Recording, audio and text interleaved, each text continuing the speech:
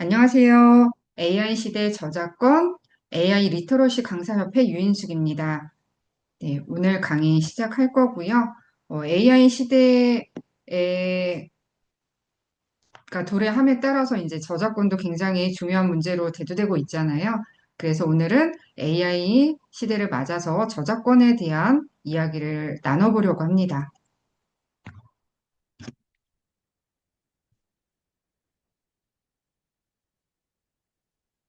네, 먼저 제 소개를 잠깐 하도록 하겠습니다. 저는 디지털융합교육원 지도교수, 한국 AI 영상제작협회 부회장 등을 맡고 있고요.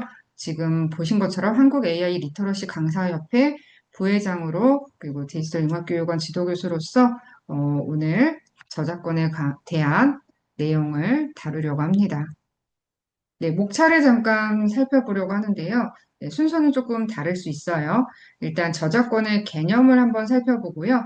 공정이용에 대한 부분, 그리고 저작권의 핵심 쟁점, 그리고 국내 해외 분쟁 사례, 그리고 저작권 인정 기준과 2026년에 달라지는 AI 기본법과 표기 의무화, 그리고 미래 대응 전략 등을 알아보고 마무리하려고 합니다. 네, 패들렛 주소 올려드렸는데요. 혹시 그 늦게 들어오신 분들은 요 패들렛 주소 참고하시고요. 채팅창을 보시고, 채팅창에 다시 한번 올려드리도록 하겠습니다. 네, 지금 현재 자료는 없고요. 같이 실습하는 용으로 사용하려고 합니다.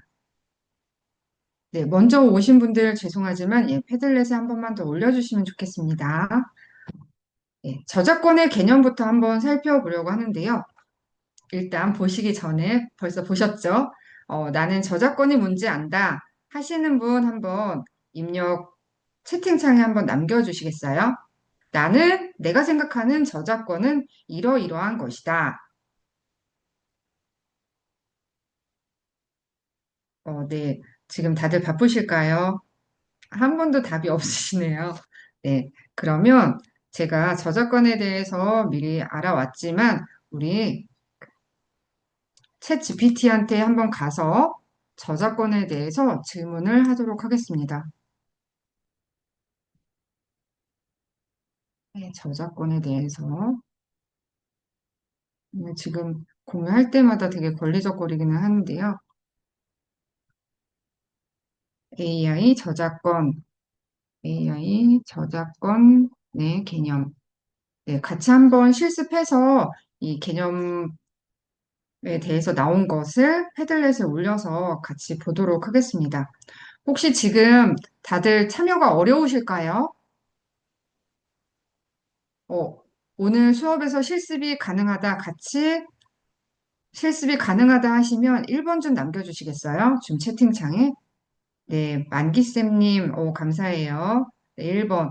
네, 다른 분들은, 네, 최재한 교수님도 1번. 네, 김상순 교수님도 1번. 네, 지금 참여자가 몇 분 없으신 것 같아요. 네, 총 7분 들어오셨네요, 저까지. 네. 제가 둘 들어와서, 네, 그래서 AI 저작권이란 인공지능을 활용해 생성된 결과물, 텍스트, 이미지, 음악, 영상 등에 대해 누가 저작권을 가지는가, 어디까지 보호되는가, 그리고 어떤 조건에서 이용이 가능한가를 다루는 법적, 윤리적 개념이라고 이렇게 나옵니다. 그래서 기존 저작권법은 늘 사람이 만들었잖아요. 그래서 이렇게 좀 복잡하지는 않았지만 지금 현재는 AI가 만들어주는 뭐 텍스트, 뭐 시나 소설 뭐 이런 것도 될 수 있고요. 이미지, 그리고 뭐 영상, 음악 등 굉장히 많잖아요. 그래서 새로운 해석이 필요하다고 합니다. 그래서 여기 지금 화면에 보이시는 것처럼 굉장히 유명한 그림이잖아요. 그래서 이런 것들에 대해서 저작권을 인정하지 않은 그런 것들도 있고, 그래서 저작권의 기본 원칙은 인간의 사상이나 감정을 창의적으로 표현한 결과물에 부여되는 거예요. 그래서 창의적 기여도가 없으면 인정되지 않는 권리죠. 그리고 이 AI의 생성물을 인간의 창의적인 부분이 기여되어 있는지 이것을 판단하는 것이 굉장히 어려운 부분이 될 수 있겠죠. 그래서 요거는 이렇게 해서 한번 패들렛에 한번 올려주시겠어요? 여기 저작권 부분에 이 저작권의 개념을 이렇게 올려주시면 되겠습니다.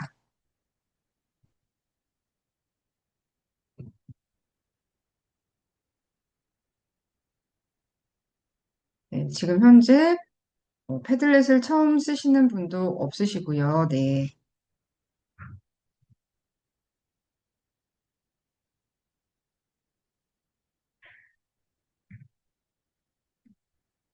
네. 혹시 패들렛에 못 들어오셨을까요? 제가 패들렛 링크를 다시 한번 올려드리도록 하겠습니다. 패들렛 링크를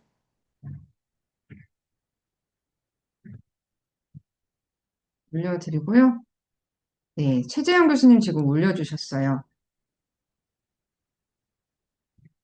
AI 저작권이란 AI가 학습, 생성, 활용해서 활용되는 전 과정에서 누가 창작자인가, 누구에게 권리가 있는가를 판단하는 법적 기준과 쟁점을 의미합니다. 그래서 인간의 창작물만 보호한다. 네, 이렇게 되어 있고요. 핵심 쟁점까지도 다 알려줬죠. 저희가 오늘 알아볼 내용들인데요. 네.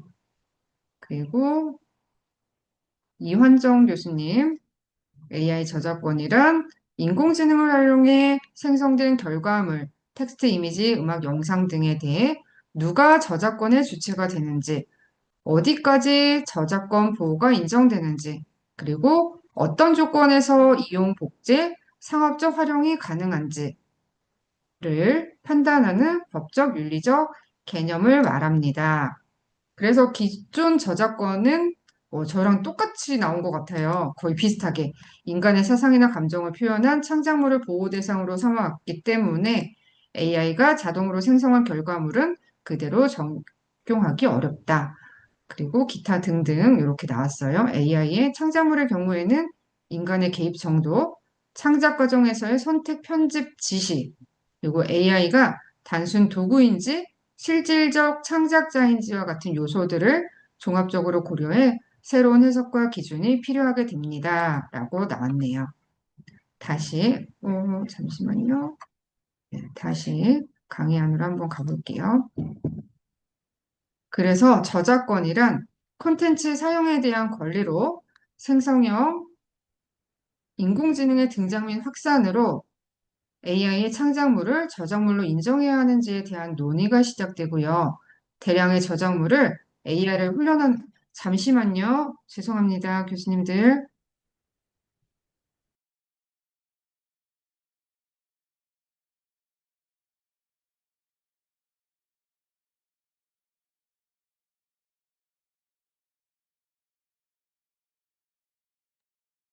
네, 죄송합니다. 갑자기 누가 막 문을 두드려가지고, 네.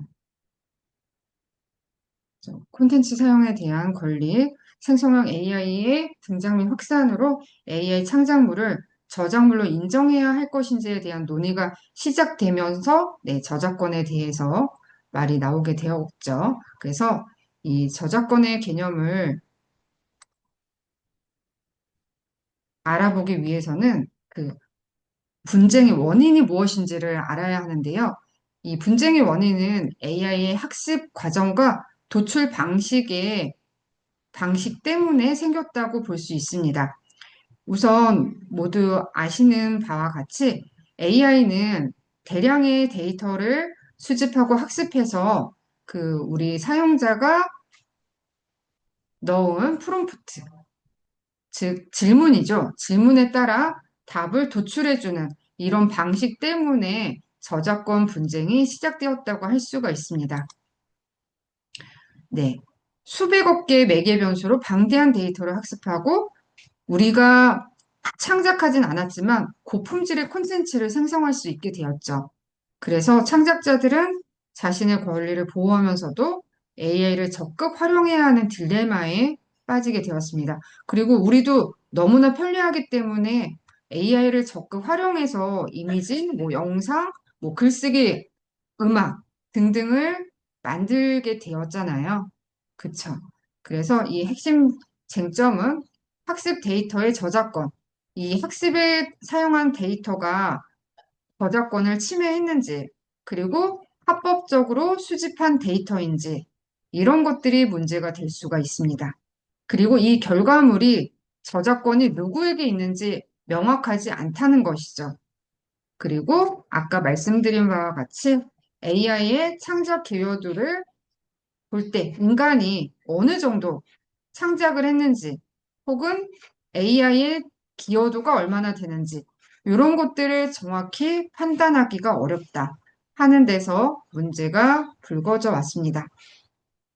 미국에서는 AI를 둘러싼 여러 소송이 진행 중입니다. 핵심 쟁점은 AI 모델의 저작물 학습이 미국 저작권법 제107조에 정한 공정 이용에 해당하는지입니다.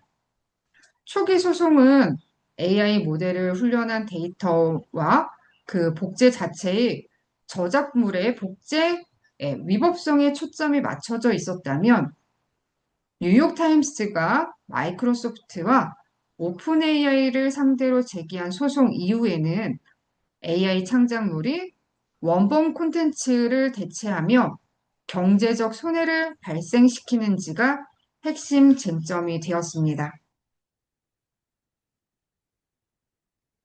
네. 그럼 공정이용이 무엇인지 한번 알아보도록 하겠습니다. 다시 챗GPT로 가주시고요. 공정이용을 한번 알아보도록 할게요. 그냥 이거 띄워놔야 될 것 같아요. 계속 왔다 갔다 해서. 공정이용. 그냥 이 창에서 해볼게요. 공정이용이 뭔지 친구에게 설명하듯, 예, 설명해줘, 알려줘. 라고 한번 입력을 해볼게요.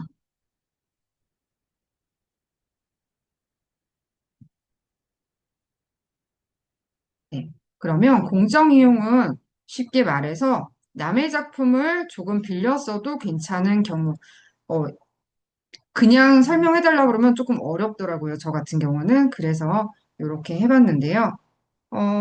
네. 만기쌤님, 네. 알겠습니다. 녹분 신청합니다. 네. 안녕히 가세요, 만기쌤님. 네. 그래서 친구에게 말하듯 설명을 해줬습니다. 돈 벌려고 베끼는 게 아니라 설명, 공부, 비평하려고 필요한 만큼만 쓰는 건 괜찮다는 개념입니다. 그래서 유튜브에서 영화 리뷰를 하면서 짧게 장면을 보여주고 내 의견을 말하면 공정 이용일 가능성이 높습니다. 그리고 학교 수업에서 기사 한 부분을 인용하고 설명하고 토론하면 이것도 공정 이용에 가깝고 근데 노래를 다 틀어놓고 영화 장면을 길게 복사해서 다시 보여주면 이건 공정 이용이 아닌 거예요. 그래서 공정 이용인지 판단할 때 보는 네 가지 기준은 이걸 왜 쓰는가? 공부 설명 비평인가? 아니면 그냥 수익용인가? 수익 창출용인가? 아니면 얼마나 썼는가? 그리고 원작을 대신하는가? 완전히 그거 다 보여주면 사람들이 원작을 보지 않겠죠. 그리고 원작자에게 손해를 주는가? 금전적인 손해 여부. 이런 것들을 봤을 때 괜찮다면 공정 이용일 가능성이 높다는 것입니다. 그래서 기존 AI가 기존 글 이미지를 공부용으로 참고하는 건 안 되지만, 이거는 이제 아직 논쟁 중이지만 결과물을 원작처럼 그대로 쓰거나 특정 작가 스타일을 대놓고 상업적으로 쓰면 공정이용이 아니라고 네, 요거는 그쵸. 공정이용이 아닌 거예요. 그래서 공정이용은 몰래 써도 되는 면허가 아니라 사회적으로 필요할 때 최소한으로 허용하는 예외 규칙입니다. 그래서 이 공정이용에 대한 개념도 한번 패들렛에 올려주세요. 와, 이현정 교수님 올려놓고 가셨나 봐요. 네, 공정이용.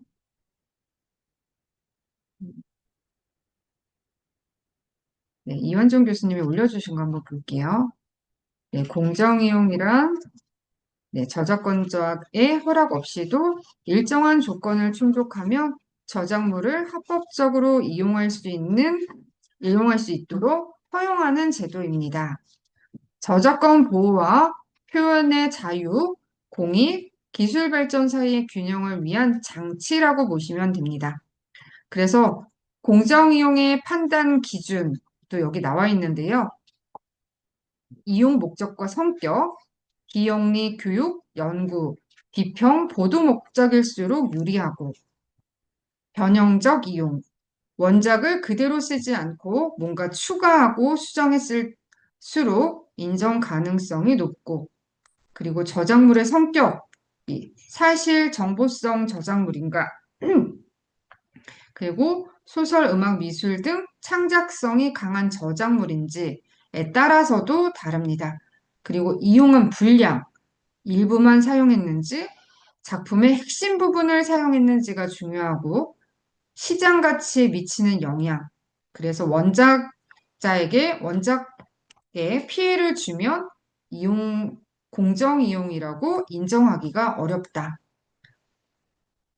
것이죠. 네. 김상순 교수님 올려주신 거 한번 볼게요. 공정 이용이 뭐예요? 남의 작품이라도 일정한 조건을 지키면 허락 없이 일부 사용할 수 있는 것. 이건 공부 비평 설명 목적이니까 괜찮아. 라고 법이 허용해주는 사용 방법입니다.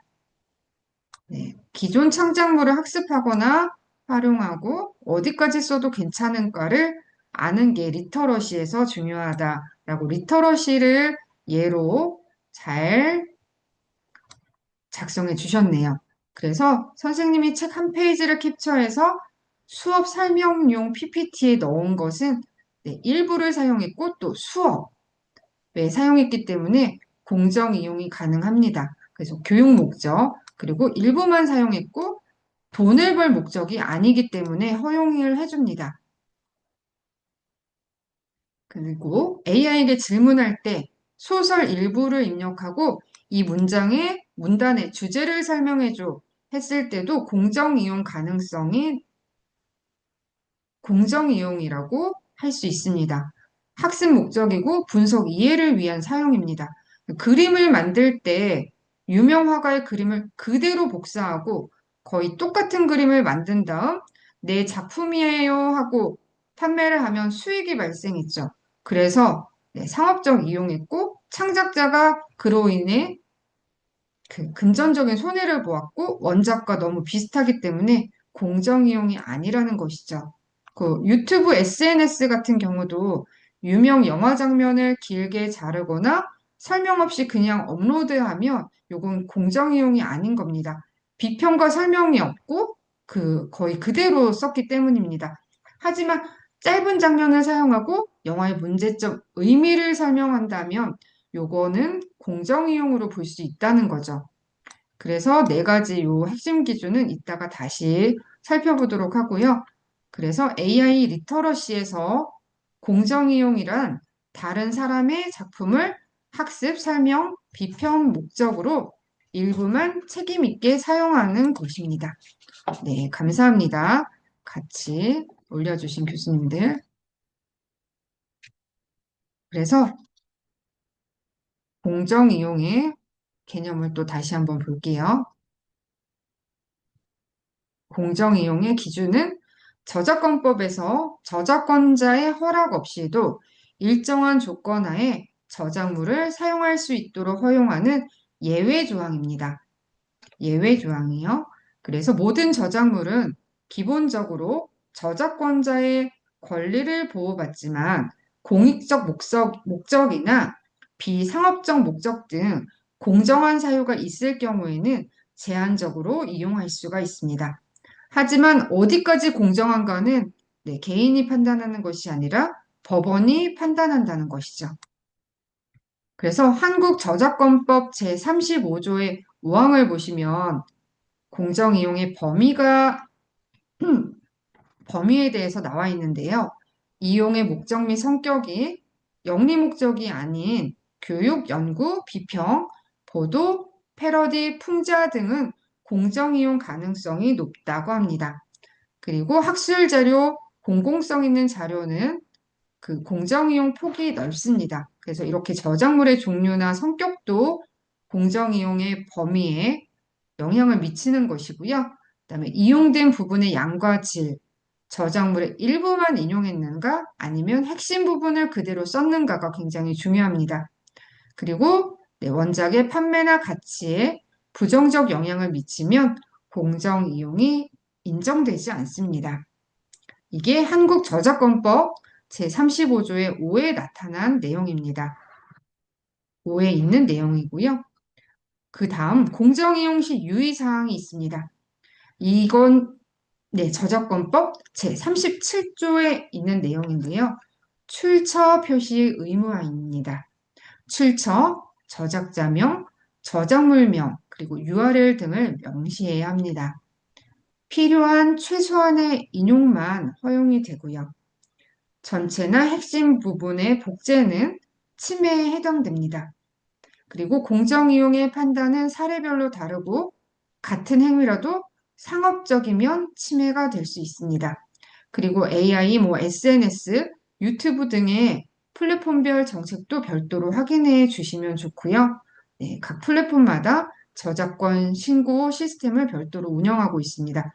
우리 유튜브 업로드 할 때, 뭐, 그 다른 음악을 가지고 왔을 경우에 그 저작권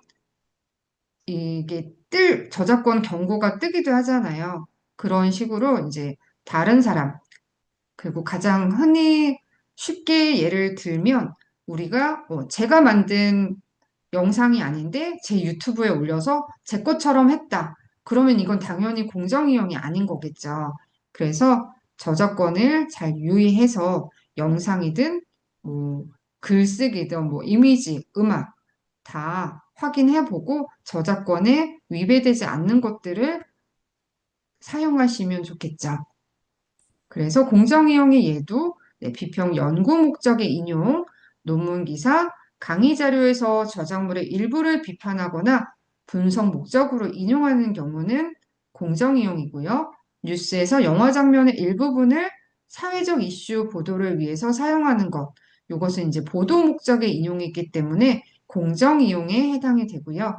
원작의 의미를 풍자하거나 비틀어 새로운 창작물을 만드는 경우, 패러디에 해당되면서 공정이용이라고 볼 수가 있습니다.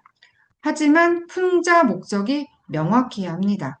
그리고 학교 수업에서 비상업적으로 저작물을 보여주는 교육 목적인 경우도 공정이용이라고 볼 수 있습니다. 공정이용에 해당하지 않는 경우도 상업적 목적의 전체 복제, 무단 사용, 그리고 출처 표기를 하지 않거나 원작자의 명예를 훼손하는 경우, 굉장히 되게 어렵더라고요. 제 같은 경우도 이 출처 표기를 해도 다른 사람 거를 전체를 쓰면 요건 공정이용에 해당되지 않겠죠. 네, 근데 수업에 활용하는 경우는 된다. 일부. 네. 원 저작물의 시장에 부정적 영향을 주는 경우는 공정이용에 해당하지 않습니다. 그래서 AI 학습 데이터가 저작권 침해 논란을 불러일으켰죠. 그래서 게티 이미지가 이제 스테이블을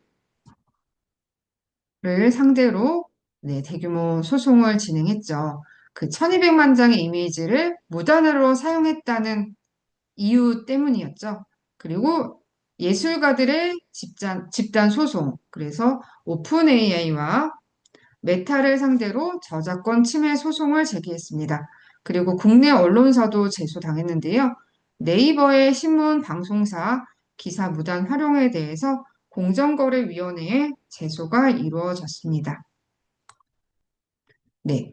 AI 학습 데이터의 저작권 문제를 한번 살펴보려고 하는데요. AI 학습 데이터 사용 시 저작권 침해 문제와 사례인데요. 인공지능이 저작물을 학습 데이터로 사용할 때 발생할 수 있는 저작권 침해 문제가 주요한 법적 쟁점입니다. 국가마다 법적 해석이 다르고 각국의 판결 사례는 어떻게 AI 학습 데이터가 저작권에 영향을 미치는지 아주 중요한 사례가 되겠죠. 독일의 경우는 오픈 AI와의 저작권 소송에서 AI가 학습한 데이터를 재현 가능한 상태로 만드는 것이 저작권 침해에 해당한다고 판단했습니다. 그래서 텍스트 및 데이터 마이닝 면책 규정이 적용되지 않으며 독일 법원은 오픈 AI가 책임이 있다고 봤습니다. 그래서 이 과정에서 학습 과정에서 데이터를 기억하는 현상을 복제권 침해로 해석했습니다. 그러면 우리 조금 있다가 복제권에 대해서 한번 알아볼게요. 복제권, 그리고 데이터 마이닝, 그리고 미국의 사례인데요. 미국 같은 경우는 AI 학습을 공정 이용으로 인정하는 판결이 나왔습니다. 캘리포니아 북부 연방지방법원에서는 엔트로픽, 우리 잘 알고 있죠? 네, AI가 불법적으로 책을 다운로드하여 학습한 행위 자체가 저작권 침해로 판단됐지만 그 학습 행위는 지극히 변형적이라며 공정 이용에 해당한다고 판결했습니다. 그래서 창의적이고 변형적인 사용을 인정된 것이죠. 인정한 것이죠. 그래서 특정 데이터 수집 방법이 저작권을 침해할 수 있다라는 부분은 또 명확히 있죠. 한국의 사례는 아까 언론사와 네이버 간의 소송이 아직 진행 중이고요.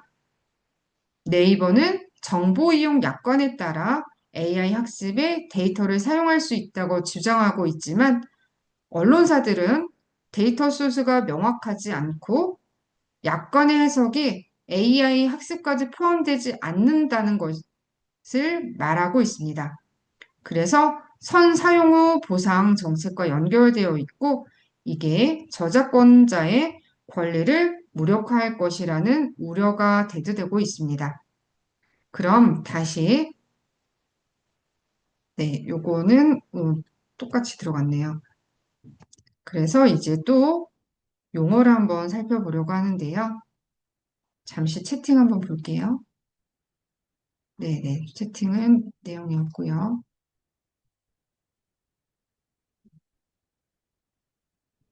이제 데이터 마이닝에 대해서 한번 알아보도록 하겠습니다. 데이터 마이닝. 데이터 마이닝은 네, 잔뜩 쌓인 데이터에서 의미 있는 패턴을 캐내는 것. 그래서 숫자, 글, 기록 더미 속에서 쓸만한 글만 골라내는 작업이다. 네, 이런 거고요. 그래서 패턴 이런 것들을 할 수가 있고요. AI 학습과 네, 관련되고 데이터 마이닝은 네, 이런 거고요. 그래서 우리는 이제 AI 저작권과 관련된 복제권 관련해 복제권에 대해서 한번 설명을 해달라고 할게요. 복제권에 대해서 알려줘. 네, 지금 같이 계신 교수님들도 한번 같이 해보시면 좋겠습니다. 네, 복제권은 남의 작품을 그대로 복사할 수 있는 권리. 하지만 이 권리는 저작자만 가지는데요. 그러니까 누군가 쓴 글이나 그림을 파일로 저장하거나 복사해서 붙이거나 서버에 올려두거나 여러 개로 똑같이 만들어두는 것. 이 모든 것이 복제입니다. 그래서 허락 없이 복사하면 복제권 침해가 되는 거예요. 우리 강의할 때 네, 남의 거를 다 복사해서 어떤 서버 같은 데 올려둔다. 이런 것들도 복제권 침해가 되는 거예요. 네, 허락 없이 복사했을 경우에. 그래서 이 복제권이 왜 문제일까요? AI는 일을 시작할 때 인터넷에 있는 글, 이미지, 음악을 데이터 수집을 하죠. 그리고 서버에 저장을 합니다. 그 데이터를 바탕으로 학습하고 이 학습 데이터를 기반으로 결과를 도출해 주죠. 여기서 AI가 학습하려고 저장한 것도 복제권이 복제가 아니냐라는 논쟁이 생길 수가 있습니다. 근데 법적으로는 당연히 복제에 해당되죠. 왜냐하면 이 그 저작권자의 허락을 없이 했을 경우에는 복제에 해당된다고 되었잖아요. 복제권에 해당되는 거. 네. 그래서 허락 없이 학습하면 문제고, 네, 기술 발전을 위해서는 예외가 필요하다는 주장이 맞물리면서 계속 논쟁이 계속되고 있습니다. 결과물이 원작과 비슷하거나 네, 일부를 그대로 재현하면 당연히 복제권 침해 가능성이 높아지죠. 그래서 우리가 AI가 만들었어요 라고 해서는 이 면책 사유가 되지 않는다는 거예요. 그리고 학습 데이터가 출처가 합법적인가, 그리고 특정 원작을 대체하거나 복사하지 않았는지, 근데 창의적인 개입이 있는지, 이런 것들이 중요하겠죠. 그래서 공정이용과 또 맞닿아 있다고 볼 수가 있습니다. 네. 패들렛에도 한번 올려주세요. 패들렛 한번 가볼게요. 복제권, AI 복제권에 대해서 여기 한번 올려주시면 좋겠습니다. 네, 오늘 수업이 굉장히 조용하게 이루어지고 있습니다. 네, PPT로 한번 가볼게요. 그렇다면 생성형 AI가 만든 저작물의 저작권은 누구에게 있을까요? 네, 결론은 생성형 AI가 만든 저작물은 저작권을 인정받지 못합니다. 저작권법 제2조에 따르면 저작권은 우리 모두가 잘 알다시피 창의적 결과, 인간의 개입이 들어가 있어야 되죠. 그래야 인정되는 권리입니다. 그리고 저작물이라는 것은 인간의 사상 또는 감정을 표현한 창작물을 말하는 것이죠. 그리고 저작자는 저작물을 창작한 자를 말하는데 인간의 창의성이 어느 정도 반영된 경우 일부 인정도 가능합니다. 네. 저 지금 이 저작권과 관련해서 이렇게 출처를 제가 명시하고 있죠. 네, 대한민국 정책 브리핑 그리고 링크. 그래서 지금 이 디즈니와 유니버셜이 미드저니를 상대로 소송을 제기를 했잖아요. 네. 소송 시점은 이렇게 되고요. 세계적인 영화사들이 네, 이미지 생성 업체를 상대로 소송을 제기했고요. 네, 핵심 쟁점은 슈렉, 스타워즈, 심슨 가족 등 유명 캐릭터를 허락 없이 AI 학습에 사용했다는 주장입니다. 그래서 손해배상 규모가 굉장히 크고요. 언론사 같은 경우도 이제 기업 코이어와 유료 기사를 무단으로 활용했다는 논란이 일어나고 있고요. 가디언, LA타임스 등 주요 언론사의 4천 건 이상의 유료 기사를 허락 없이 AI 학습 데이터로 사용했다. 잠시만요.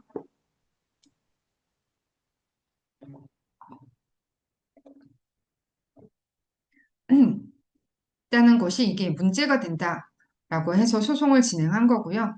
그리고 AI가 원본 기사를 요약하거나 왜곡된 정보를 생성해서 가짜 뉴스를 확산할 수가 있다는 내용이죠. 그리고 국내에서는 KBS, MBC, SBS 등 지상파 방송사들이 네이버의 클로버 X를 상대로 유사한 소송을 진행 중입니다.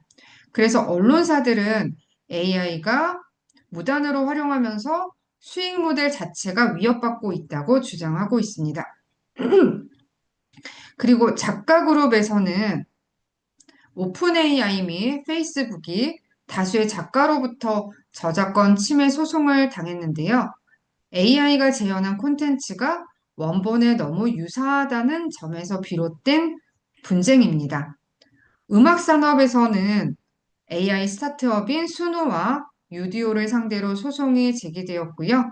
저작권 침해뿐만 아니라 스트림 리핑 기술을 통한 불법 복제 문제를 제기했습니다. 동시 일부 음반사는 AI 기업과의 라이센스 계약을 통해 해결책을 모색하고 있습니다. 그럼 우리 여기에 보면 스트림 리핑 기술이라는 게 나오는데 이것도 한번 알아보도록 하겠습니다.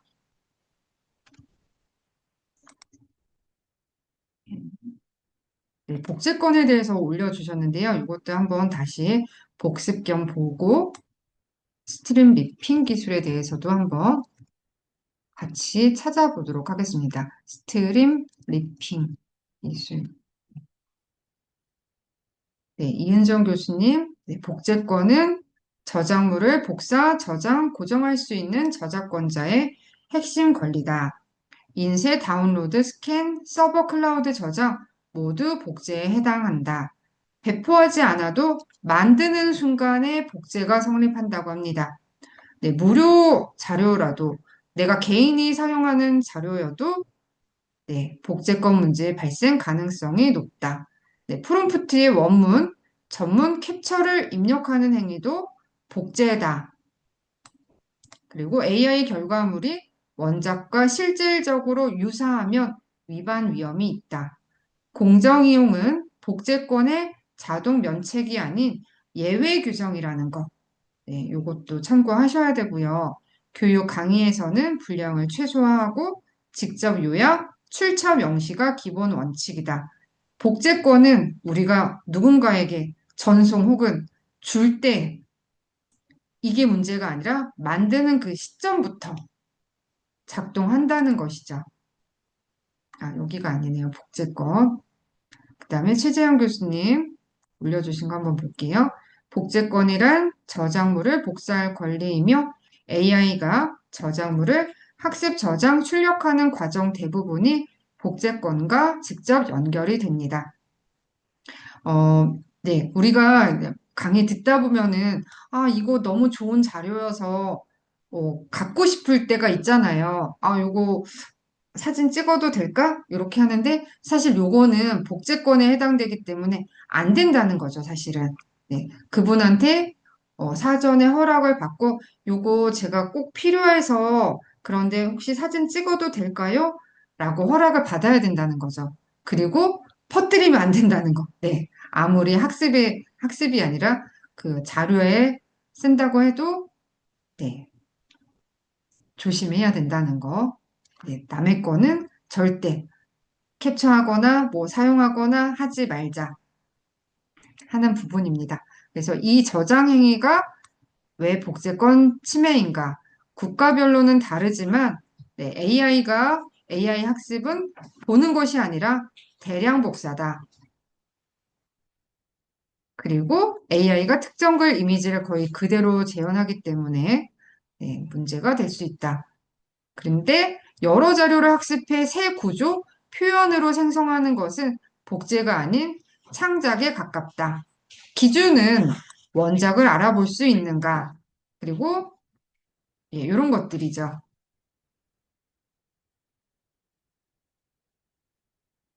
여기 상황복제권 침해 가능성 기사 요거 한 번씩 읽어보시면 좋을 것 같아요. 그래서 원문 그대로 AI에 넣지 말 것. 결과물을 반드시 재구성, 재서술해야 한다. 뭐 특정 작품 작가 재현 요청 금지. 우리 예전에 지브리 스타일 많이 했잖아요. 이런 것도 사실 안 된다는 거죠. 원작을 대체하지 않는지 점검하고 상업 이용일수록 더 엄격히 판단해야 한다. 네, 같이 올려주셔서 감사합니다. 이은정 교수님, 최재현 교수님. 네, 김상순 교수님 감사합니다. 한번 볼게요. 복제란 무엇일까요?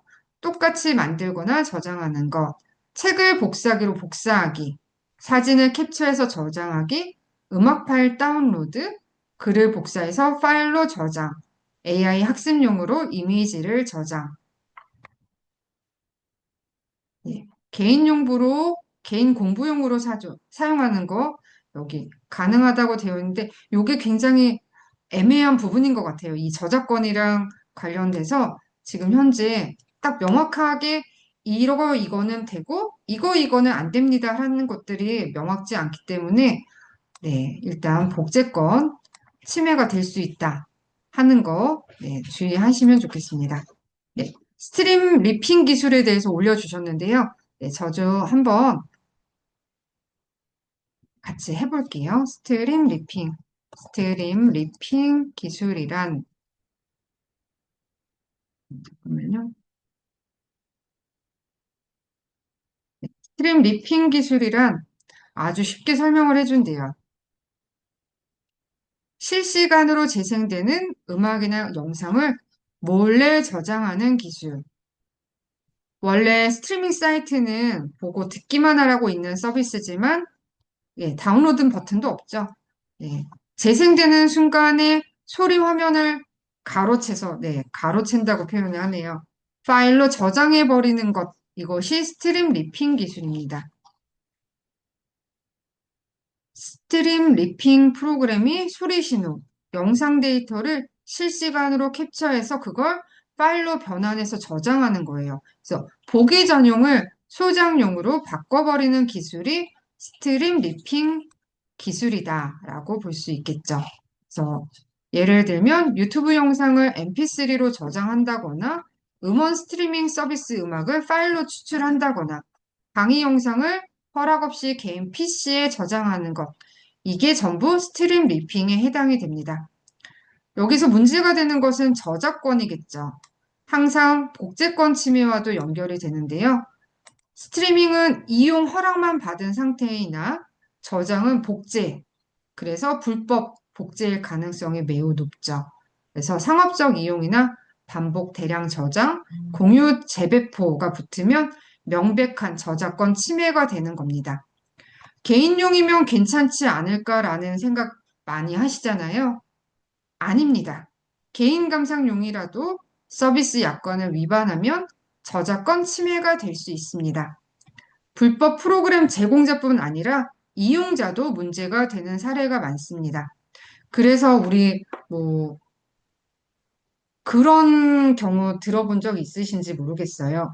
그 무료로 영화나 뭐 영상 같은 거를 볼 수 있는 사이트를 통해서 나는 이게 위법인지 몰랐다라고 하는데 사실은 그 사이트를 제공한 그 사이트 운영자뿐만 아니라 이용한 사람도 같이 법적 제재 대상이 될 수 있다는 거죠. 그래서 몰랐어도 말이 안 되고, 네, 일단 개인용이어도 절대 하면 안 된다는 거예요.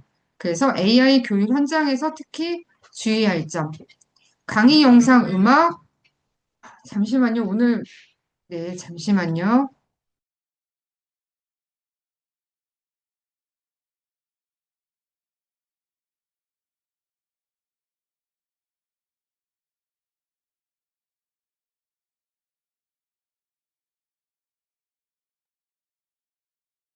네, 오늘 참 상황이 많이 발생하는데요.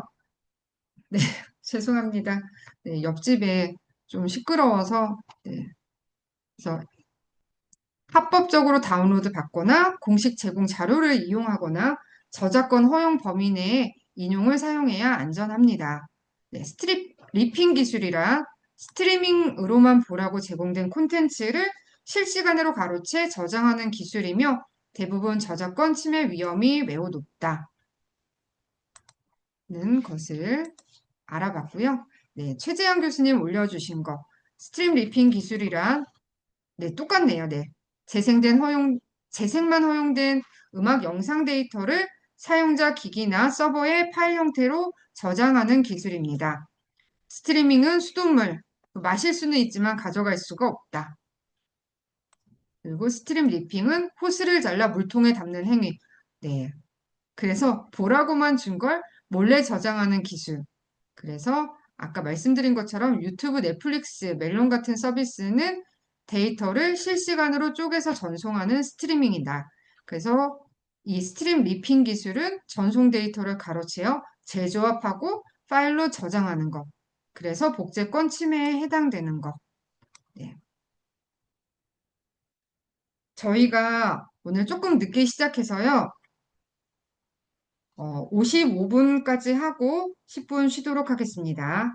괜찮으실까요?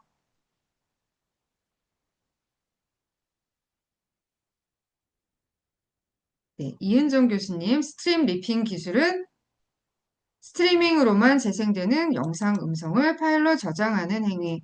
네, 보는 동안만 일시 재생되도록 설계되어 있고요. 영구 소장 가능한 파일로 바꾸는 게 스트림 리핑 기술.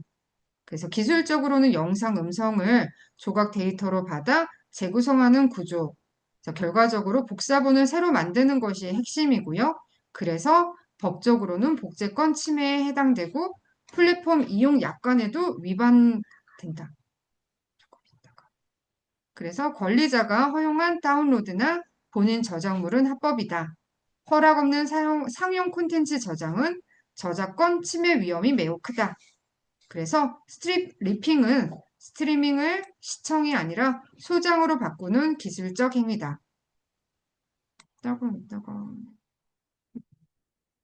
네, 그럼요. 이은정 교수, 김상순 교수님이 올려주신 거요.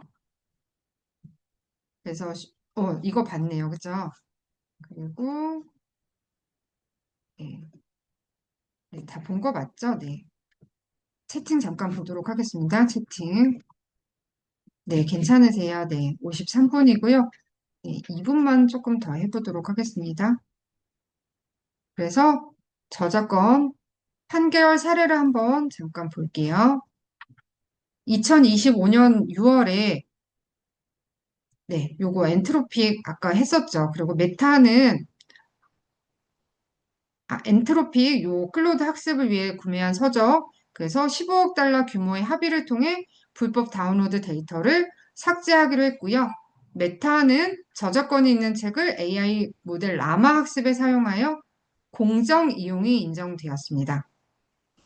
그래서 이 판결에서는 시장 대체 효과가 공정 이용 판단에서 가장 중요한 요소로 강조됐고요. 간접적으로 대체할 가능성에 대한 우려가 표명되었습니다. 그리고 웨스트로 사건이 있는데 톰슨 로이터가 로스 인텔리전스를 상대로 제기한 소송에서 AI가 기존 법률 문서의 검색 결과를 모방하는 비생성형 AI로 분류되어 공정 이용이 불인정되었습니다. 그래서 시장 잠식 가능성 때문에 저작권 침해로 판결이 되었습니다. 네, 스트림 리핑 기술 아까 같이 알아봤고요. 요것도 네, 웹툰과 웹소설 업계에서 AI 그림이 기존 작가 화풍과 유사하다는 논란이 발생됐고요. 네, 네, 지금 55분이라서 일단 잠시 쉬었다가 다시 하도록 하겠습니다. 네, 녹화 일시 중지하고 이따가 쉬는 시간 이후에 다시 하겠습니다. 봐야 되거든요. 공유가 되어 있거든요. 근데 소리가 안 났나 봐요. 이유를 모르겠어요. 네, 지금 화면은 잘 보이시죠? 네, 우리 아까 여기 국내 사례 여기까지 했었고, 네, 이 국내 첫 AI 영상 저작권 소송이 있었는데요. 그래서 이 중국 감독이 생성형 AI를 활용해 제작한 영상이 유사한 스타일의 영상이 무단 제작되자 저작권 침해로 고소한 네, 소송이 있었습니다. 그래서 AI를 사용한 작품도 인간의 독창적 아이디어와 지적 기여가 명확히 인정되면 저작권 보호 대상이 될 수 있다라고 해서 AI 시대 저작권 보호의 기준을 도구 사용이 아닌 인간의 창작적 기여도에 두었다는 점에서 큰 의미가 있는데요. 이것을 시작으로 이제 소송에 대한 것들을 한번 살펴보려고 합니다. 그래서 저작권을 방금 보신 것처럼 저작권이 일부 인정된 사례가 있는데요. 이 AI가 그린 그림의 저작권, 혹시 이 그림 본 적 있으실지 모르겠어요. 이게 그래픽 노블의 새벽의 자리야라는 작품인데요. 이게 미국 저작권청에서 크리스 카시타노바가 쓴 그래픽 노블 새벽의 자리야에서 글과 그림을 배치하는 방식에 대해서 저작권을 일부 인정했습니다. 근데 이 저작권은 작가에게 귀속되지 않는 거예요. 네. 이 작품은 작가가 쓴 글을 생성형 AI인 미드저니에 입력해서 나온 그림을 바탕으로 만들어졌고요. 작가는 저자로 자신과 미드저니를 함께 올렸다고 해요. 그래서 저작권청은 네, 소설 전체에 대한 저작권을 인정했었다가 10월 미드저니가 정확하게 어떤 역할을 했는지에 대한 설명이 부족하다면서 저작권 승인을 재검토하기로 했습니다. 그래서 일부 인정한 사례라고 보시면 되겠습니다. 그리고 저작권 인정 사례 AI 수로 부인 저희 작년인가 재작년에 이제 수업 받을 때 요거 들어보신 분도 계실 거고 네, 지금 다 저희 교수님 대부분 교수님들이시고 차승희 교수님이랑 이제 신입 분들 몇 분 빼시고는 대부분 아실 거라고 생각이 듭니다. 그래서 AI 수로 부인은 이 한국에서 저작권을 인정한 첫 사례인데요. 생성형 AI로 제작된 영화인 수로 부인이 편집 저작물로 등록이 되었습니다. 그래서 AI의 도움으로 구성된 편집적 창작 부분, 즉 인간이 선택하고 배열한 이 부분에 대해서 저작권을 인정해 준 겁니다. 그래서 요거를 잠깐 보도록 하겠습니다. 네, 미리 띄워놨는데요. 혹시 소리 들리는지 한 번만 봐주시겠어요?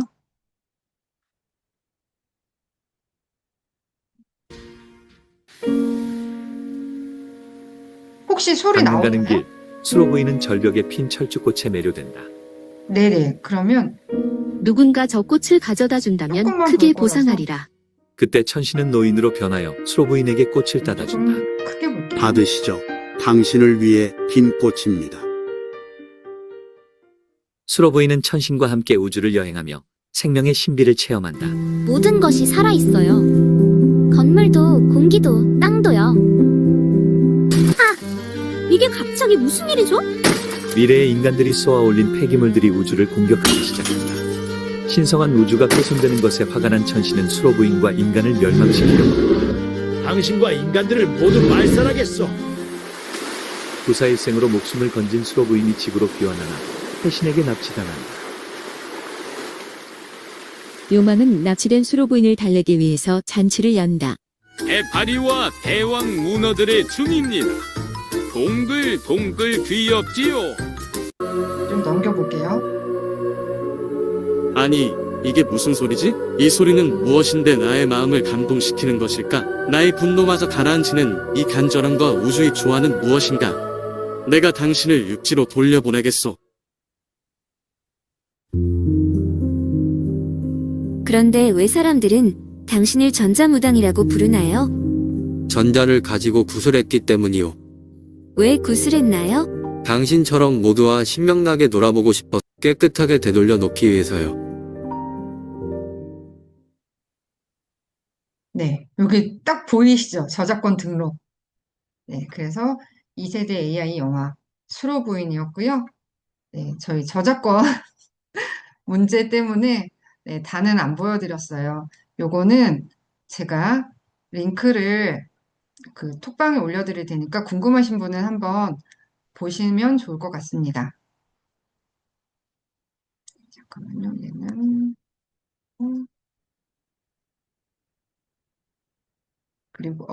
그리고 또 저작권 인정 사례가 있는데요. 잠깐만요. 네. 미국의 사례인데요. 한 조각의 아메리칸 치즈라고 이 옆에 보이는 이 그림입니다. 요거 딱 치즈 같은 느낌 있죠? 그래서 미국에서 AI 이미지 생성 스타트업인 인보크 AI의 작품인 한 조각의 아메리칸 치즈가 저작권청에 등록이 되었습니다. 처음에는 인간의 기여도 부분에서 인정이 안 되고 거부되었지만 창작 과정의 기록을 통해 재심에서 승인이 되었는데요. 이는 인페이팅 기법을 활용해 특정 영역을 반복 수정한 점을 강조해서 인간의 독창적 기여도가 인정된 사례예요. 그래서 AI로 생성된 이미지에도 인간의 기여, 그리고 인간의 통제가 있었다, 충분히 있었다, 라면 저작권을 인정받을 수 있음을 보여주는 사례입니다. 근데 뭐 각국에 따라서 다 다르기 때문에 그거는 또 다를 것 같아요. 그래서 인페이팅 기법에 대해서 한번 우리 알아보려고 합니다. 네, 인페이팅 기법.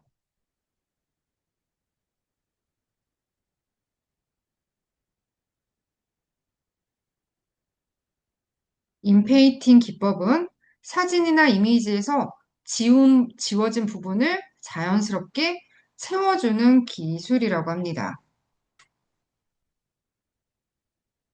그래서 사진 속에 원하지 않는 사람이 있다. 그리고 배경에 지저분한 네, 전선이나 뭐 글자 아니면 얼굴에 잡티나 흠이 있다.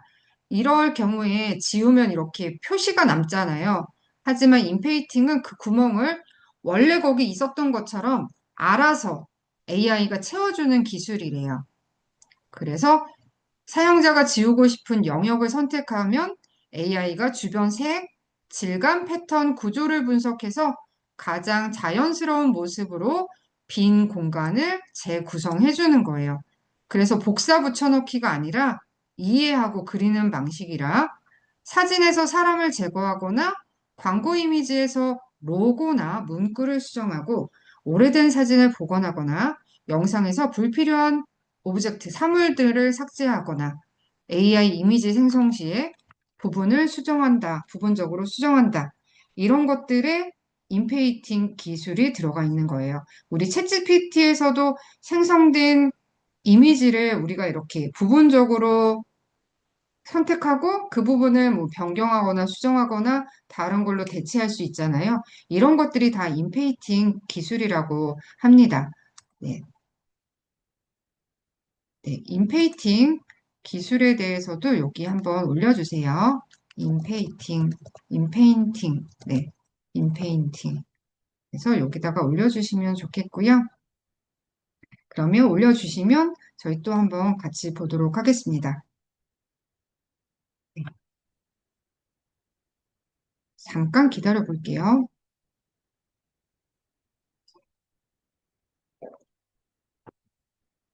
네, AI가 주변 맥락을 이해해 자연스럽게 채워넣는 기술.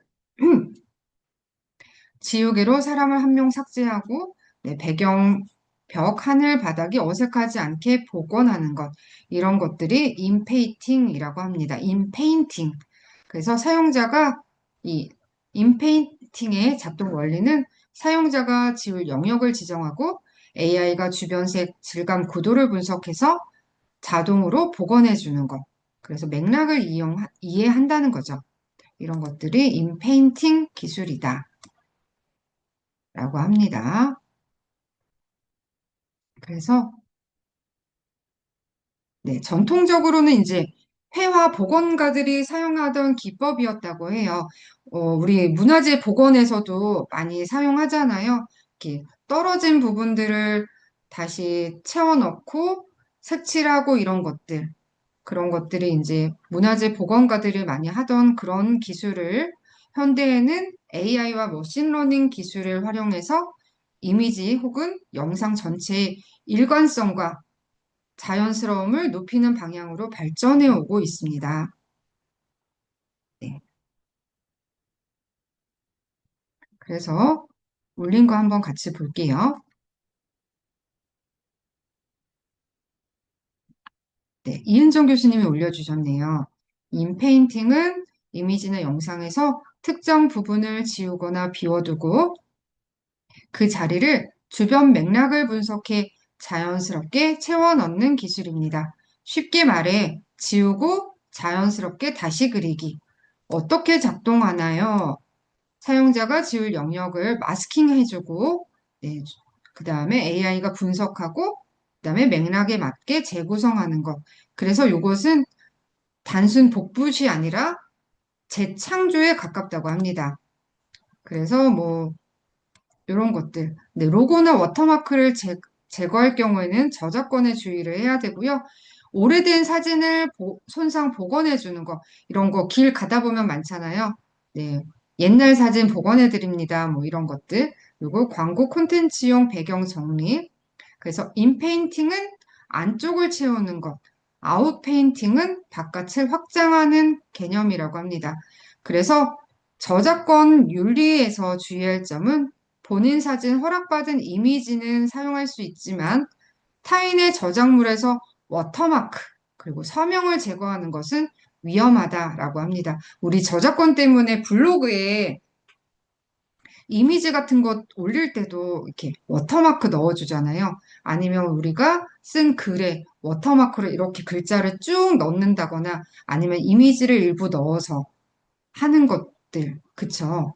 그래서 이런 것들 저작권 때문에 하는 거니까 네, 인물의 사실을 왜곡하거나 오해를 유발할 수 있는 이런 것들은 조심해야 한다는 거예요. 그래서 인페인팅은 오늘 발음이 좀 잘 안 되네요. 지우는 기술이 아니라 맥락을 이해해 다시 만드는 기술입니다. 네, 감사합니다. 그리고 김상순 교수님, 인페인팅 기법이란 네, 이 부분만 고쳐줘라고 AI에게 부탁하는 것이에요. 그래서 그림에서 하늘 부분만 선택하고 노을 하늘로 바꿔줘라고 하면 선택한 부분만 바뀌기 때문에 이것은 인페인팅이라는 거죠. 그리고 모델의 옷 일부를 선택해서 다른 색이나 무늬로 변경하는 것도 전체가 아니라 부분을 수정하는 것. 이런 것이 인페인팅이라는 거예요. 그래서 그냥 이미지 생성과의 차이점은 그냥 우리가 프롬프트 한 줄로 만드는 이런 이미지가 아니라 인페인팅은 그 만들어진 이미지를 일부 수정, 삭제, 보정한다는 개념이에요. 그래서 이런 저작권에 따라서 타인의 사진을 허락 없이 수정, 의미 왜곡하거나 오해를 유발하는 것, 이런 것들은 조심하라는 얘기를 네, 올려주셨습니다. 네. 인페인팅은 이 부분만 AI가 고쳐주는 기술이다. 라고 한 줄 요약도 올려주셨습니다. 감사합니다. 네. 이제 2026년 AI 기본법을 한번 살펴보려고 합니다. 네. 2026년에 이제 AI 기본법이 약간 개정이 되었는데요. 이 핵심 내용을 살펴보면 저작물 표기 의무화가 신설되었습니다. 그리고 워터마크, 메타데이터 음성 안내, 그리고 지켜지지 않았을 경우에는 최대 3천만 원의 과태료가 징벌적 손해배상으로 낼 수가 있습니다. 부과됩니다. 그래서 내용을 잠깐 살펴보려고 합니다. 2026년 AI 기본법은 1월 22일 시행 예정이고요. 인공지능 발전과 신뢰 기반 조성 등에 관한 기본법, 줄여서 AI 기본법이라고 합니다. 그래서 AI의 산업 육성과 안전한 활용을 추구하는 법안이에요. 그래서 고위험 AI에 대한 규제와 안전 장치를 마련한 것이 특징입니다. 주요 내용을 한번 살펴볼게요. 국가인공지능전략위원회가 법제화되며 AI 정책을 통합적으로 관리하게 됩니다. 그래서 국가 AI 정책의 체계를 강화하고 안전하고 신뢰할 수 있는 AI 환경 조성 방안을 마련하는 거고요.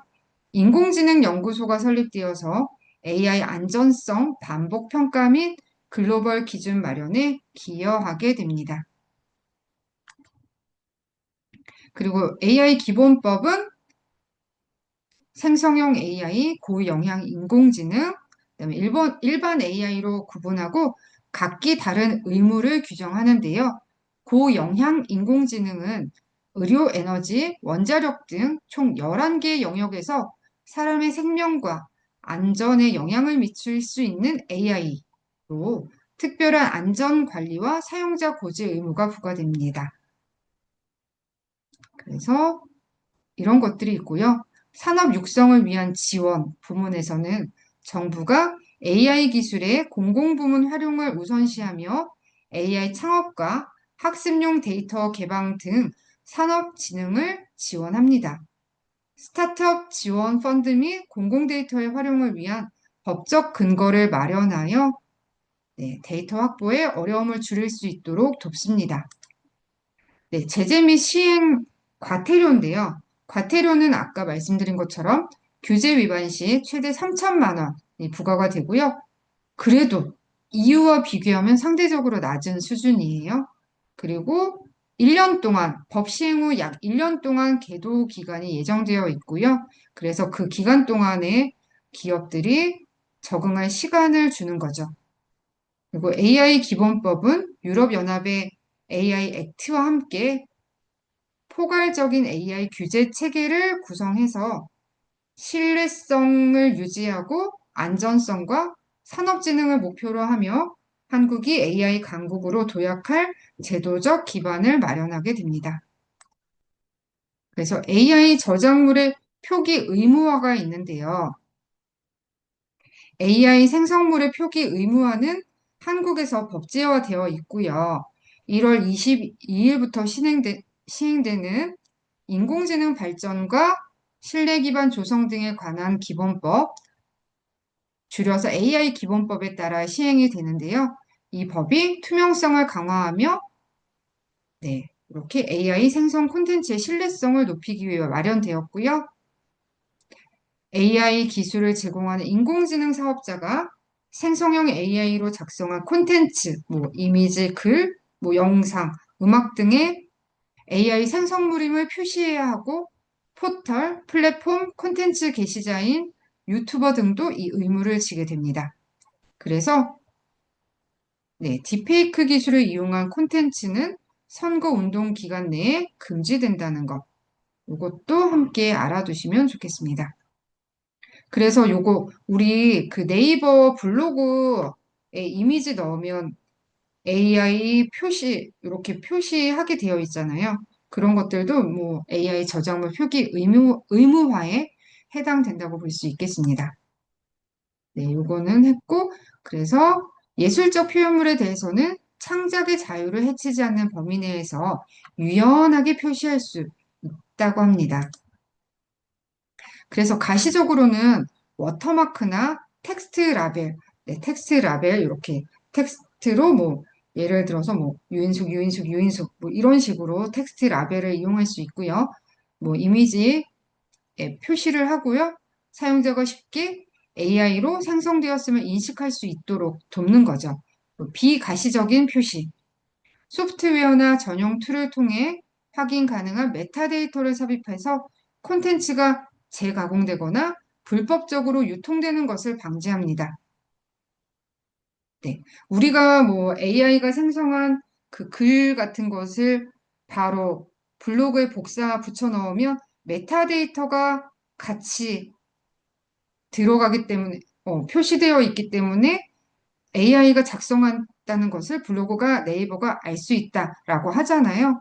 그런 것들을 이제 뭐 메타데이터라고 할 수 있겠죠. 그래서 콘텐츠가 재가공되거나 불법적으로 유통되는 것을 방지합니다.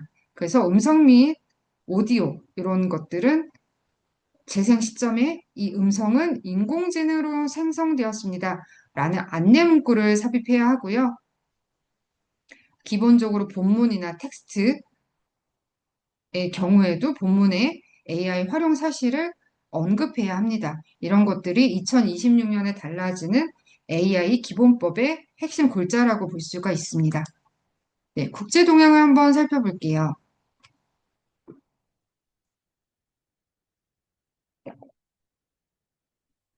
유럽연합에서는 AI 액트 제50조를 통해서 AI 생성 콘텐츠에 대한 표시 의무를 규정하고요.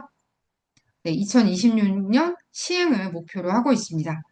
미국의 같은 경우는 AI 생성 과정의 투명성 강화를 위해 행정명령을 발효하고 AI 생성 콘텐츠에 대한 저작권 보호는 아직 불명확하지만 인간 창작의 기여 부분에 대해서만 보호받을 수 있습니다. 중국의 경우는 AI 콘텐츠에 대한 표시 의무를 명확히 하고 모든 생성 콘텐츠의 표시와 데이터 기반 표시를 요구하고 있습니다. 그래서 이런 표기 의무화는 투명성과 책임성을 강화하기 위한 중요한 조치고요. 네, 한국을 포함해서 여러 국가에서 이렇게 AI를 보다 안전하고 투명하게 사용할 수 있고 신뢰성을 제고할 수 있게 지원하고 있습니다. 네, AI 저작권 해결 방안 및 미래 전망에 대해서 한번 알아보려고 하는데요. 이건 다음 페이지로 한번 볼게요. 해결 방안입니다. AI 콘텐츠 표기 의무화의 필요성. 그래서 2026 AI 기본법이 수정이 되었고 수정이 되었습니다. 그다음에 AI 학습 데이터 이용에 대한 보상 및 공정 이용 기준을 조금 더 정확하게 마련해야겠죠. 그리고 데이터 난독화 기술이 필요합니다. 데이터 난독화 기술. 이것도 한번 알아보도록 하겠습니다. 그리고 데이터 수집 제한 기술 조치. 그리고 저작권 사용 계약. 그래서 구글 등 일부 AI 업체들이 이 언론사들과 저작권 사용을 계약을 했습니다. 뭐 메타, 뭐 레딧 등 미국의 사회관계망 서비스 업체들이 AI가 콘텐츠를 가져가지 못하도록 데이터 난독화 그리고 데이터 수집을 제한하는 기술적 조치를 취하고 있습니다. 그렇지만 이것도 우리가 또 해결 방안이 있으면 또 그것도 막는 또 기술이 있잖아요. 그래서 그런 분들도 있지만 음반사 같은 경우는 AI 기업과의 라이선스 계약을 통해서 해결책을 또 모색하고 있습니다. 네, 우리가 좀 투명하고 신뢰성 있게 사용해야 되는데 또 악용하는 분들이 꼭 계십니다. 네. 그런 것들은 좀 자제해야겠고요. 우리가 이 해결 방안에 나오는 데이터 난독화 이런 것들이 또 어떤 기술인지 한번 같이 검색을 해보도록 하겠습니다. 네, 데이터 난독화 챗GPT에서 검색을 해서 패들렛에 올려주세요. 데이터 난독화 기술.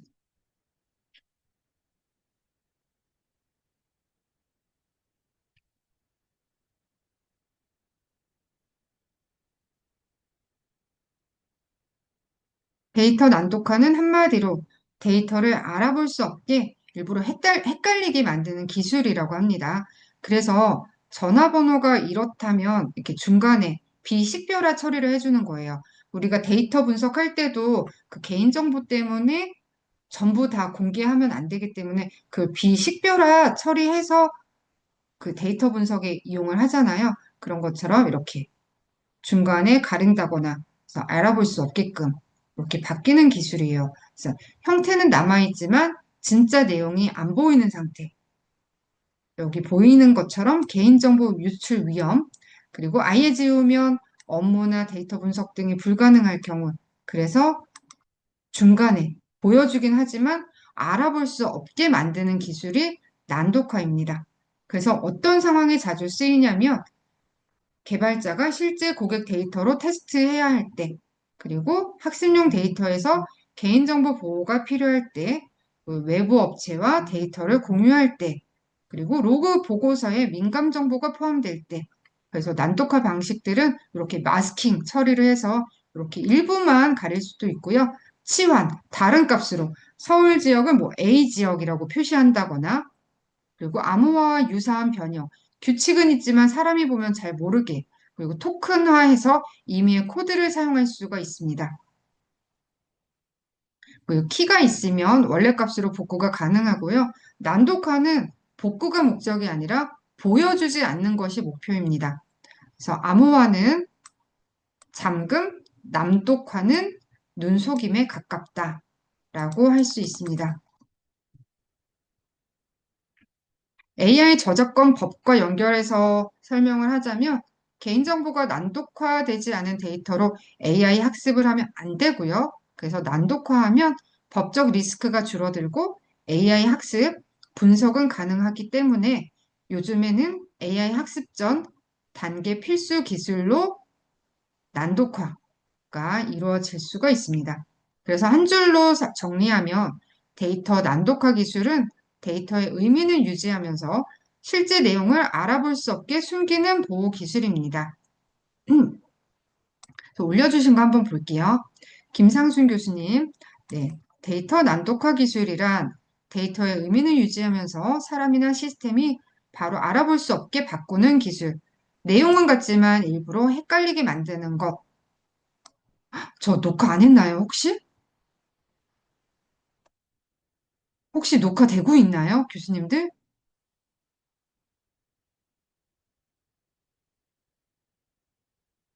잠시만요. 아, 녹화되고 있죠. 깜짝 놀랐습니다. 네. 그래서 누군지는 모르지만, 완전히 모르지만 데이터 형태나 사용 목적은 유지됩니다. 그래서 학교 학생 명단 이런 식으로 난독화 해줄 수가 있고요. 그다음에 주소 데이터도 뭐 이름 같은 경우는 아이디 번호로 변경을 할 수 있고요. 뭐 예를 들어서 뭐 이영희 45세 당뇨병의 경우에 환자 A 40대 당뇨병 이런 식으로 할 수가 있습니다. 데이터 난독화는 삭제는 아니라는 것. 그리고 최재한 교수님, 데이터 난독화란 데이터의 의미는 유지한 채 사람이 바로 알아볼 수 없도록 일부러 숨기거나 바꾸는 기술. 이렇게 중간 정도를 바꾸는 거. 그래서 누가 봐도 숫자는 있지만 정확한 정보는 알 수 없는 것이 데이터 난독화의 개념입니다. 왜 필요한가? 개인정보를 보호하고 AI 데이터 분석에 활용하고 법 규정에 대응할 수 있는 것. 그래서 안 쓰는 것이 아니라 안전하게 쓰는 것이 목표이다. 보여주되 알아볼 수 없게. 그래서 마스킹, 치환, 범주와 노이즈 추가. 이렇게 할 수 있다. 라고 올려주셨습니다. 네, 감사합니다. 그리고 다시, 이거는 넘어가도록 할게요. 그리고 스토리 프로토콜이라는 게 있습니다. 스토리 프로토콜은 지식재산권을 블록체인 위에 프로그래밍 가능한 디지털 자산으로 만들고 관리하는 프로토콜로 IP 소유권 보장, 라이선싱 자동화, 2차 창작 활성화, 수익 분배 공정화를 목표로 하고 창작물을 레고처럼 조합하고 확장해 AI 시대의 새로운 IP 생태계를 구축하는 겁니다. 그래서 스토리 프로토콜도 한번 찾아보도록 할게요. 스토리 프로토콜. 네, 이것도 해서 올려주세요. 스토리 프로토콜. 스토리 프로토콜.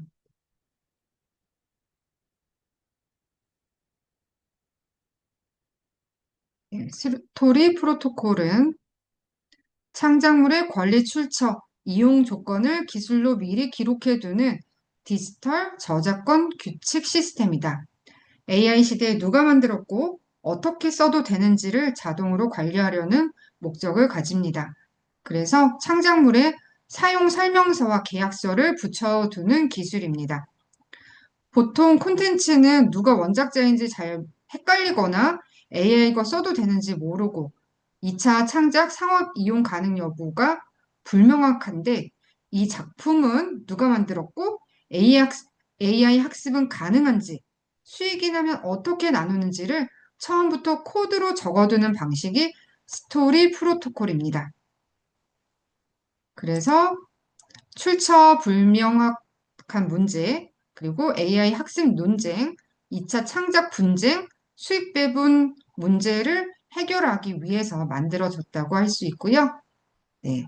어떻게 작동하는가 하면 창작자가 작품을 등록하면 AI 작품의 이용 규칙을 설정해서 뭐 AI가 학습이 가능한가 불가능한가 상업적으로 이용 가능 여부, 창작 허용, 2차 창작 허용 범위 등을 설정해 놓는 거예요. 그래서 이 정보가 변조 불가한 기록으로 저장되어 있어서 누군가 사용했을 경우에 조건을 자동으로 확인하고 이렇게 해서 허용되면 사용, 아니면 차단 또는 정산하는 그런 것들이라고 합니다.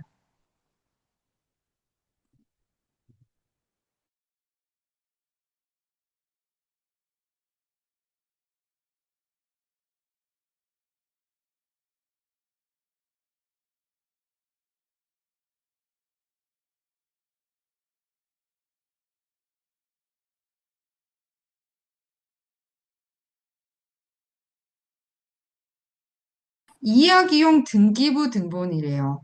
그래서 캐릭터는 누구 소유인지, 누가 2차 창작을 해도 되는지, 수익은 어떻게 나누는지 이런 것들을 딱 못 박아두는, 규칙으로 못 박아두는 시스템.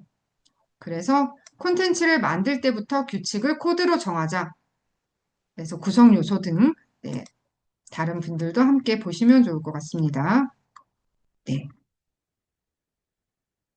이제 다시 PPT로 가보도록 하겠습니다. AI 저작권과 퍼블리시티권이라는 게 있습니다. AI가 특정 예술가의 이름이나 스타일을 검색하여 유사한 작품을 생성할 때 단순한 저작권을 넘어 초상권과 퍼블리시티권 침해 가능성도 제기되는데요. 예를 들어서 특정 아티스트의 고유한 스타일을 AI가 학습하여 재현하는 것이 법적으로 허용되는지 스타일 모방의 한계를 보는 거고요. 그다음에 유명인의 이미지나 스타일을 상업적으로 활용할 때도 별도의 권리 보호가 필요합니다. 그래서 퍼블리시티권은 네, 대해서도 한번 알아볼게요. 우선 이 퍼블리시티권과 관련해서 미야자키 하야오 감독과 지브리 스타일 이미지에 대한 부분인데요. 그 미야자키 하야오 감독이 창작 철학을 훼손했다고 굉장히 강하게 비판했었죠. 저희는 굉장히 재밌게 지브리 스타일을 활용해서 지브리 스타일 이미지를 많이 만들었었잖아요. 네. 근데 이게 단순한 기술적 문제가 아니라 창작자의 정체성과 권리가 무단 침해되었다라고 항의를 했었죠. 미야자키 하야오 감독이요. 그래서 퍼블리시티권은 성명, 초상, 음성 등 개인의 정체성을 구성하는 요소들을 상업적으로 이용하고 통제할 수 있는 권리를 말합니다. 이것도 한번 같이 찾아보도록 할게요. 퍼블리시티권.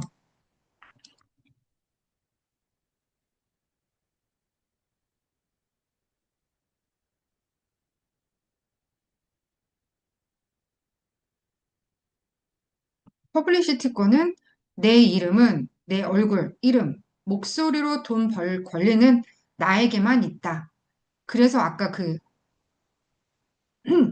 게 나왔죠. 그래서 내 얼굴 사진을 광고에 쓰거나 내 이름을 써서 상품을 팔거나 내 목소리 이미지를 흉내내 수익을 낸다면 내 허락이 필요하다. 그래서 퍼블리시티권이라는 거죠. 이걸 보호하는 게. 그래서 저작권과는 많이 다른데 아까 그 미야자키 하야오 같은 경우는 이제 저작권과 관련이 있는 거고요. 그 퍼블리시티권은 사람 자체, 이름, 얼굴, 이미지의 경제적 가치에 대한 권리입니다. 그래서 사진의 저작권이, 그러니까 예를 들어서 제 얼굴을 갖다가 뭐 다른 분이 뭘 한다. 그러면 이 퍼블리시티권의 위배가 되는 거죠. 그래서 사진의 저작권이 사진 작가에게 있어도 그 사진 속 인물의 얼굴 사용 권리는 따로 문제가 될 수가 있다. 라는 것이 퍼블리시티권이라고 할 수 있습니다. 네, 퍼블리시티권 주요 개념 한번 볼게요. 그래서 이렇게 핵심 가치는 인격권에서 파생되었지만 네, 경제적 가치를 보호하는 재산권적 성격이 강합니다. 그래서 재산권으로 인정될 경우에는 저작권처럼 사후 일정 기간 유지되거나 타인에게 양도 및 이용 허락이 가능합니다. 그러면 여기 저작권 일정 기간 동안 유지되는데요. 이 저작권은 몇 년 동안일까요? 혹시 수업 시간, 1교시 수업 시간에 제 PPT를 보셨으면 답을 보셨을 수도 있을 텐데, 혹시 나는 저작권이 인정되는 기간이 몇 년이다 알고 계시다면 이 채팅창에 한번 올려주시겠어요? 네, 정답자 두 분을 뽑아서 제가 그 스타벅스 상품권 보내드리도록 하겠습니다. 네, 채팅창에 남겨주세요. 한번 올려주신 게 없네요. 아무도 모르실까요? 저작권. 네, 그러면 제가 답을 공개하도록 하겠습니다. 저작권은 그 저작권자 사후 70년까지 인정됩니다. 뭐 텍스트, 그림, 이미지 뭐 다 상관없이 다 동일하게 통합적으로 저작권자 사후 70년. 그래서 우리가 음악 같은 경우는 옛날 클래식 같은 경우는 이미 그 음악가들이 돌아가신 지 굉장히 오래됐잖아요. 뭐 몇백 년도 더 된 그런 경우가 많기 때문에 그런 경우는 이제 저작권 상관없이 쓸 수가 있는 거예요. 그래서 이미지 같은 경우도 마찬가지죠.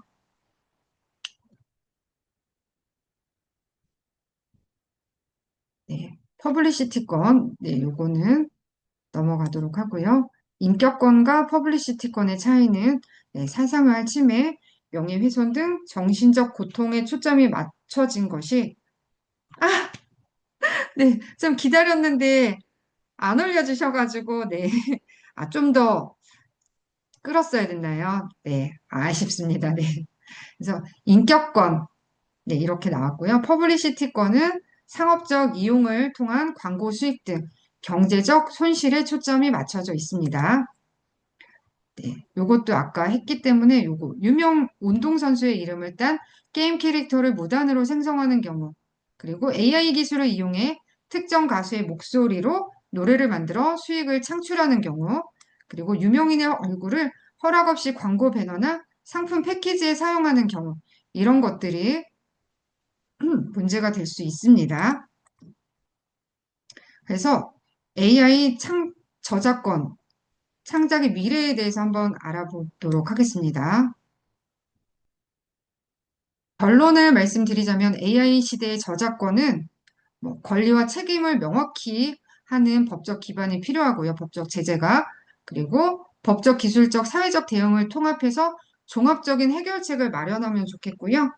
그래서 AI 시대의 저작권 문제는 단순한 법적 논쟁이 아니라 창작의 미래를 결정하는 중요한 과제라는 것. 그래서 우리 모두의 노력이 필요합니다. 예, 퀴즈로 알아보는 저작권인데 제가 요거 답을 다 넣어놔가지고 그냥 한번 가볍게 보실게요.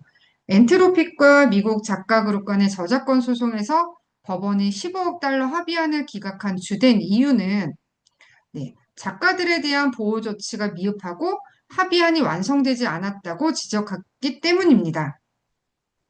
네. 미국과 대한민국의 저작권법에서 공정이용 여부를 판단할 때 공통적으로 고려하는 네 가지 요소에 해당되지 않는 것은 네, 저작물 생성에 사용된 AI 모델의 기술적 복잡성입니다. 네, 요거는 그 공정이용 여부를 판단할 때 고려하는 요소가 아닌 거죠.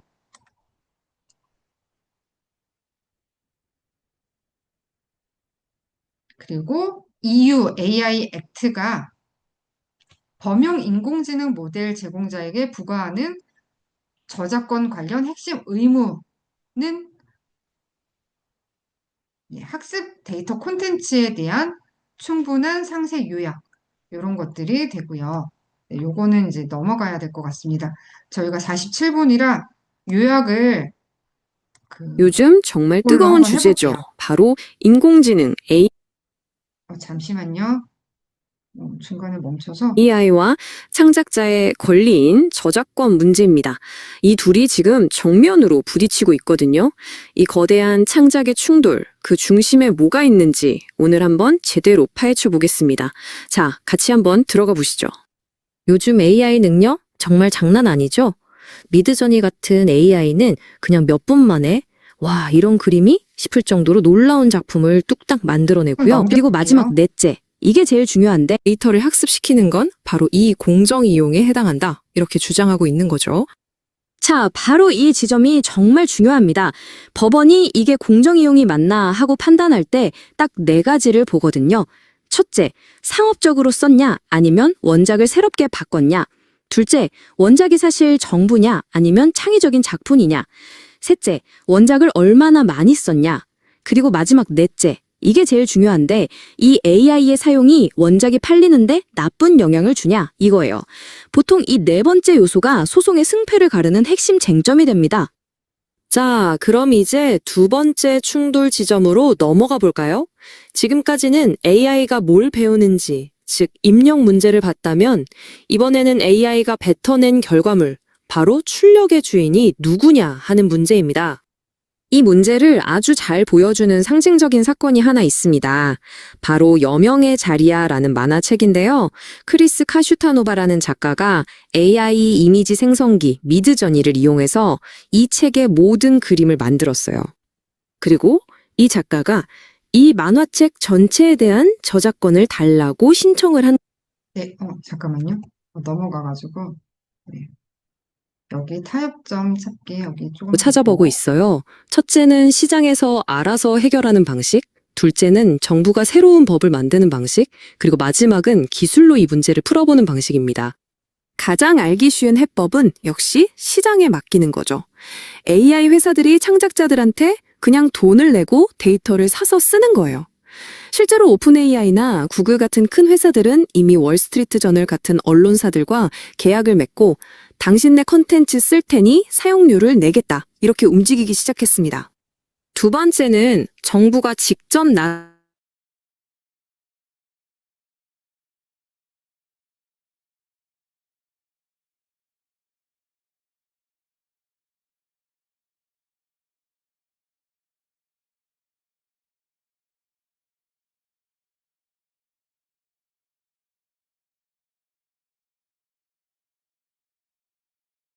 허용해주자는 내용입니다. 이런 새로운 규칙들을 만들자는 거죠. 그리고 이게 진짜 흥미로운데요. 기술이 일으킨 문제를 아예 기술로 풀려는 시도도 있습니다. 대표적인 게 스토리 프로토콜이라는 플랫폼이에요. 이게 뭐냐면 일종의 저작권 은행 같은 건데요. 어떤 창작물이 AI 학습에 쓰이면 그걸 블록체인 같은 기술로 다 추적해서 원작자한테 자동으로 수익이 돌아가게 만드는 그런 시스템을 만들고 있습니다. 네, 이렇게 해서 잠깐만요. 공유를 중지하겠습니다. 네, 잠깐만요. 이렇게 해서 오늘 AI 시대의 저작권에 대해서 알아봤는데요. 어떻게 좀 도움이 되셨는지 모르겠습니다. 경청해 주셔서 감사합니다. 그리고 저희 소감은, 잠깐만요. 얘가 또 안 먹네요. 가끔. 네. 저희 소감도 여기 패들렛에 함께 남겨주시면 감사하겠습니다. 네. 그리고 이제 공유 중지하고요. 네, 함께 해주신 네, 교수님들 너무 감사합니다. 저는 일단 녹화 끄고요.